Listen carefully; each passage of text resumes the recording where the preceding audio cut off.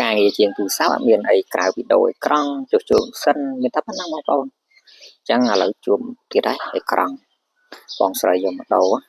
ដាក់ភ្លាមយកភ្លាមចាំប្រហែលជា20នាទីមកស្អាតយើងកុំញាប់ពេកអានេះខាវីដេអូញាប់ចឹងអរគុណបងស្រីដែលមានទំនុកចិត្តមានភាពជឿជាក់មកលើហាងយើងខ្ញុំបាទអានេះ A31 ណាឃើញថាយើងដោះមកតែអេក្រង់សិនដាក់ផ្លិបលបពុំមើលតោះទៀតយើងបកអេក្រង់ចាស់យើងធ្វើការសម្អាតតួបងស្រីគឺថារៀងពុកហើយយើងបបាក់សម្អាតមែនតែនយើងប្រើទៅវាទូផងប្រើមជុលផង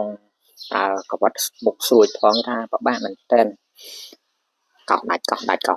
ចឹងវិធីល្អយើងមានតែកោសថ្នមដាច់តាណាបោះចោលទៅនឹងហើយចាំយើងប៉ះឲ្យគាត់ដោយសារទី1យើងមានឧបករណ៍គ្រប់គ្រាន់ដូចជាកាវបំពេញ frame កាវពេញ frame ហ្នឹង frame កន្លែងណាលួយដាច់យើងចាក់ម្លងយ៉ាងមកពេលយើងអុកអេក្រង់រួចគឺថាយើងចាប់ផ្ដើមពេញឲ្យគាត់ចឹងណាឥឡូវនេះធ្វើការចាក់កាវហើយយើងកុំភ្លេចឲ្យសោះសំណាញ់ការពារកន្លែងកាមេរ៉ាដាក់រួចយើងដាក់អេក្រង់ថ្មីយើងវាស់នាទីដល់ពេលដែលនាទីគ្រប់យើងដកវាចេញមកឥឡូវយើងធ្វើការបិទអេក្រង់ចូលកុំភ្លេចបិទស្គុតកន្លែងកដាក់ថ្មដាក់អីលោមើលចេញអូខេមួយខ្ចៅឲ្យភ្ញៀវមួយខ្ចៅរួចអូខេបកបិទ screen ផលិតបន្តមកទៀតខ្ញុំធ្វើការបាទបំពេញ frame ដែលដាច់ណានេះខ្ញុំប្រើកាវនេះទិញញាប់តិចវីដេអូតើកាលណាអត់ញាប់ខ្ញុំអត់កើតទេលេង20នាទីឲ្យបងប្អូនមើលអត់កើត